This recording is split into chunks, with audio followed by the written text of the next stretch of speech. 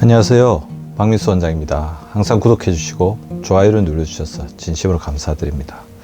오늘의 주제는 중년과 노년기, 심장과 뇌혈관 질환, 뇌졸중을 막으려면 40 이후부터는 반드시 실천해야 할 8가지 라는 주제로 말씀을 드리겠습니다. 오늘 말씀드린 8가지는 많이 실천하면 많이 실천할수록, 꾸준히 실천하면 실천할수록 심근경색, 뇌졸중 같은 중증 혈관 질환을 예방하는 데 큰 도움을 받을 수 있습니다. 우리가 나이가 들면서 가장 두려워하는 것 중에 하나가 죽음인데, 그 죽음 가운데서도 돌연사일 것 같습니다. 자신에게나 가족에게 준비되지 않은 그런 죽음은 남은 사람들에게 굉장히 큰 상처를, 그리고 당사자에게는 너무나 안타까운 일이 아닐 수 없죠. 근데 이 돌연사의 대부분은, 거의 대부분이라고 과언이 아니죠, 혈관 질환에 의합니다. 2017년도 한 해만 해도 통계청의 보고에 따르면 전국에서 1만 8천여 명이 돌연사로 사망을 했습니다. 교통사고로 인한 사망자의 3.6배에 이를 정도로 많습니다. 대부분은 심뇌혈관 질환이죠. 심장정지, 뇌 질환들, 이런 질환으로 인해서 발생을 하는데, 돌연사라고 해서 갑자기 찾아온다고 생각하기가 쉽지만 사실은 그전부터 어떻게 보면 점점 그 돌연사의 징후가 이렇게 진행을 하고 있었던 거죠. 이 옆에 보시는 이 사진을 보시면 왼쪽이 가장 젊었을 때, 건강할 때 혈관 사진이고, 나이가 들수록 혈관 내부가 점점점 좁아지면서 딱딱해지고 뭔가 울퉁불퉁해지고 손상을 받은 듯한 모습을 보여줍니다. 제일 오른쪽에 있는 뒤의 사진을 보십시오. 거의 혈전이 혈관 내부를 거의 다 막고 있습니다. 문제는 심지어 이렇게 혈전이 혈관 내부를 거의 다 막고 있고, 이것이 떨어져 나와서, 아니면 혈관을 완전히 막아버렸어, 뇌라든지 심장에 치명적인 영향을 미치기 전까지는, 그래서 대략적인 어떤 연구에 따르면 혈관의 70에서 80%가 막히기 전까지는 정상이 없다는 점입니다. 통증을 느끼지 못하는 거죠. 우리가 피가 가지 않으면 피를 공급받아야 되는 어떤 장기들의 저산증에 의해서 여러 가지 자극 증상들이 나타나기가 쉬운데, 또 혈관은 다양한 어떤 보상작용, 격가지로 간다든지, 아니면 그 장기 자체가 적게 오는 피에 적응한다든지, 그런 것들을 통해서 배다른 자극 증상을 못 익힙니다. 그래서 우리가 혈관 질환을 침묵의 살인자라고 할 정도로 무서운 질환으로 취급하는 것입니다.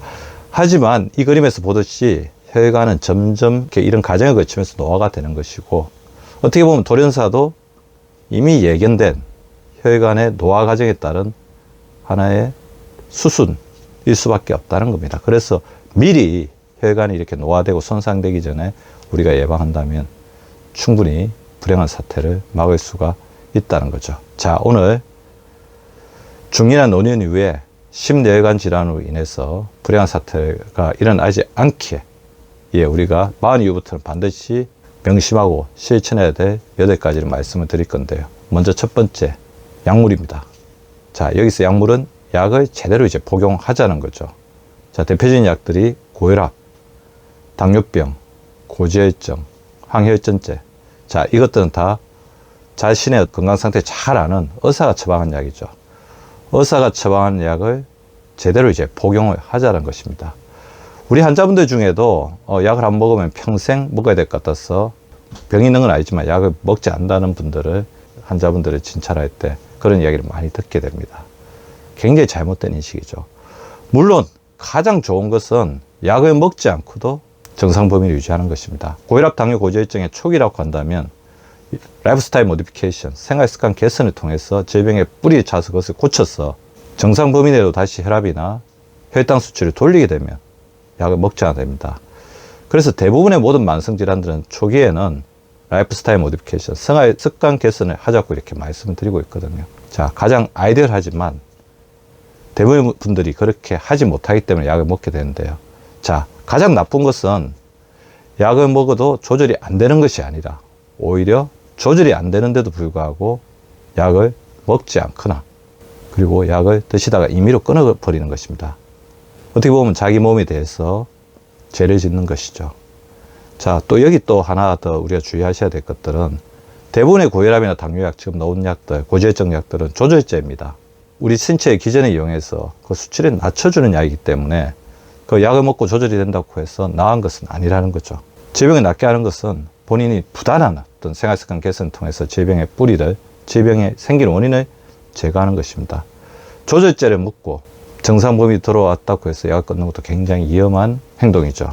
바로 이제 리바운드 반동 현상이 일어나서 오히려 전보다 더 혈압이나 혈당이 안 좋아질 수도 있는 거죠.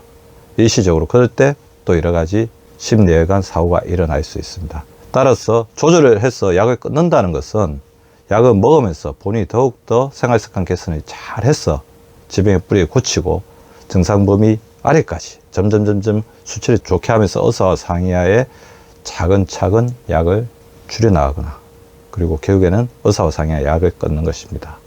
그래서 만약 병이 있다면 현대의학적인 어떤 연구 결과에서는 이 약에 대한 끊임없는 새로운 연구들이 이루어지고 있거든요. 병이 있다면 의사와 상의해서 적절하게 혈관 질환이 진행하지 않게끔 조기에 잘 치료를 해서 동맥경화나 혈압을 잘 조절하면서 혈관의 손상을 막아주는 것이 필요하다는 것입니다.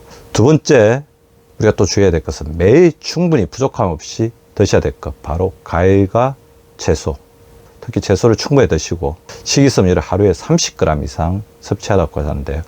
제가 말씀드리는 과일이나 채소에는 자, 첫 번째 식이섬유가 있죠. 식이섬유는 우리 장 속에 있는 지방을 밖으로 배출시켜서 이 지방들이 몸속으로 흡수가 되어서 혈관에 나쁜 콜레스테롤을 만드는 것을 억제하는 역할을 하고요. 과일이나 채소에 충분하게 들어있는 식물성 영양소가 우리 혈관 속에 들어와서는 혈관 속의 지방이 혈관을 손상시키고 그 다음에 우리 몸에 염증을 만드는 것을 막아주는 역할을 하게 됩니다. 자, 과일이나 채소에 풍부하게 들어있는 우리 영양소를 식물 항산화 영양소, 파이토케미칼이라고 하는데요. 파이토, 식물을 뜻하는 파이토와 화학을 뜻하는 케미칼의 합성어죠. 그래서 식물성 생리활성 물질입니다. 파이토케미칼은 원래 식물이 자외선, 자기 안에서 생성된 활성산소, 외부의 세균이나 곤충으로부터 자신을 보호하게 만드는 화학물질이고 적절하게 섭취했을 때는 생리 기능을 조절하여서 양리 효과를 제공하는 장점이 있습니다.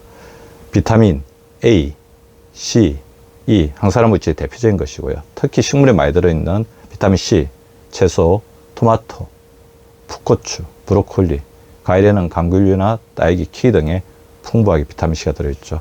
비타민 E는 녹색잎 채소, 양상추, 브로콜리, 시금치, 샐러리 등 들어있고요.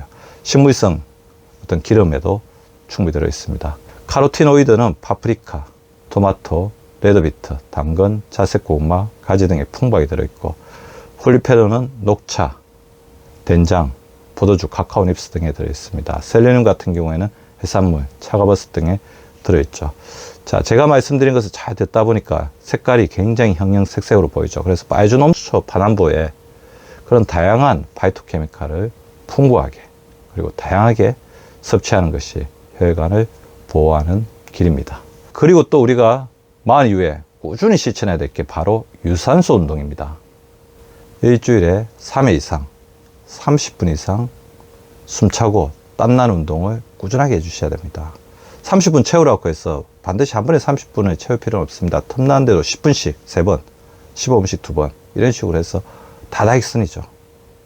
꾸준히 하려고 노력을 하셔야 될 것 같고요. 그러려면 자기가 가지고 있는 생활 공간에서 자꾸 운동할 수 있는 시간, 그 생활 공간에 운동장을 만드는 게 중요하고요.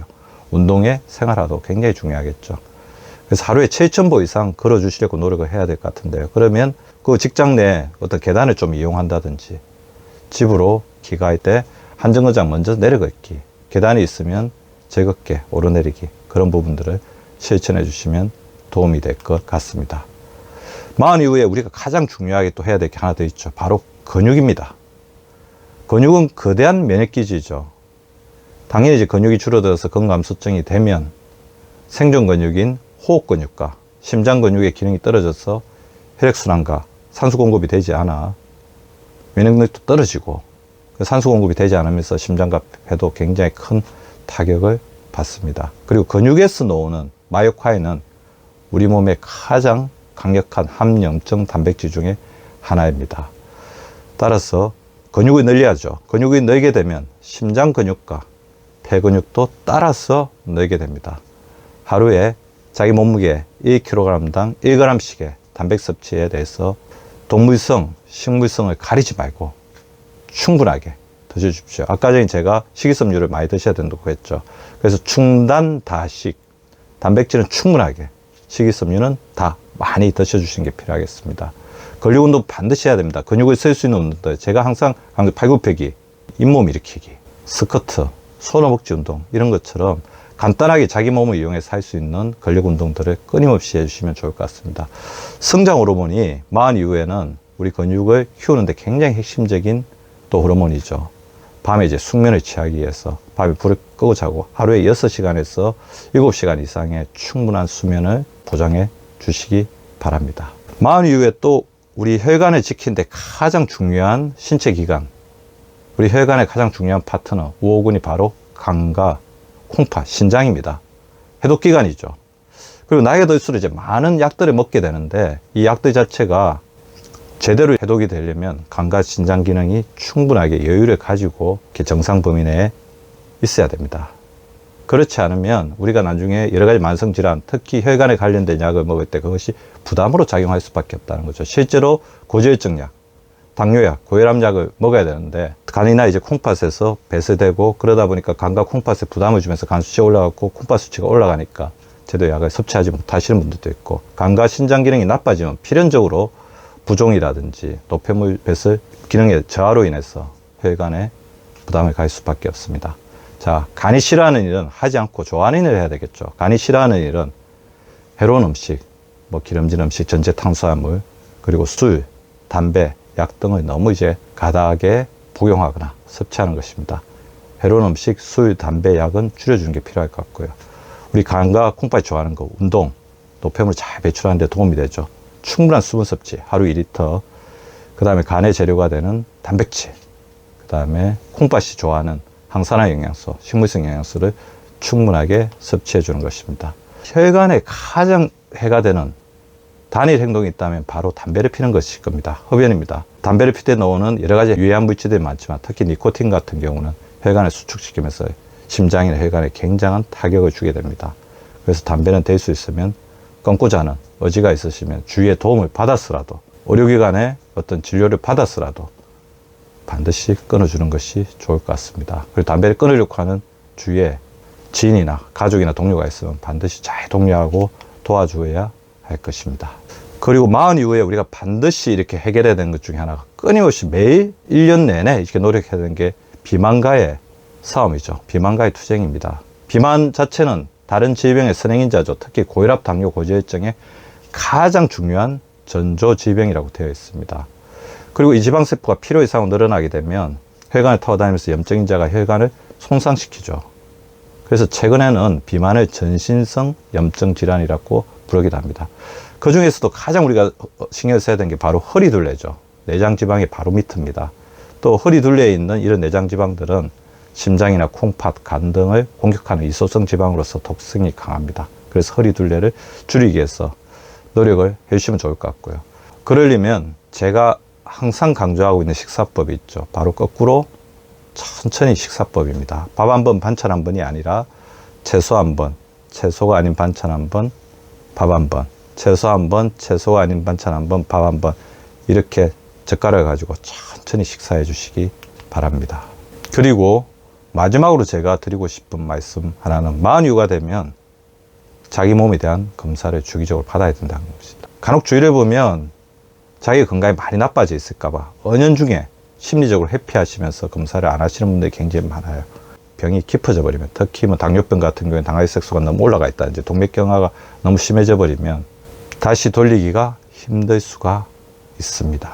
지피지기면 백전백승입니다. 절대 두려워서 피하지 마시고 40 이후에는 적어도 주기적으로 몇 달에 한 번씩은 주치와 상의해서 자기 몸에 대한 검사를 시행하시기 바랍니다. 그러려면 자기를 잘 아는 단골 주치의가 있는 것이 매우 필요하죠. 주치의와 또 좋은 의사 환자 관계를 맺으시기 바랍니다. 오늘은 중년이나 노년 이후에 뇌관 질환, 심혈관 질환으로 인한 불행한 사태를 막으려면 40 이후에는 반드시 8가지 실천하자, 그런 주제로 말씀을 드렸습니다. 우리 구독자분들은 너무나 잘 아실 거라고 생각이 됩니다. 잘 아시는 거지만 더욱더 잘 실천해 주시기 바랍니다. 오늘도 시청해 주셔서 감사합니다. 유쾌한 하루, 행복한 하루 되시기 바랍니다. 구독과 좋아요는 박미수 박사 TV를 지속시키는 생명력입니다. 많이 구독해 주시고 좋아요를 눌러 주시기 바랍니다. 항상 감사드립니다.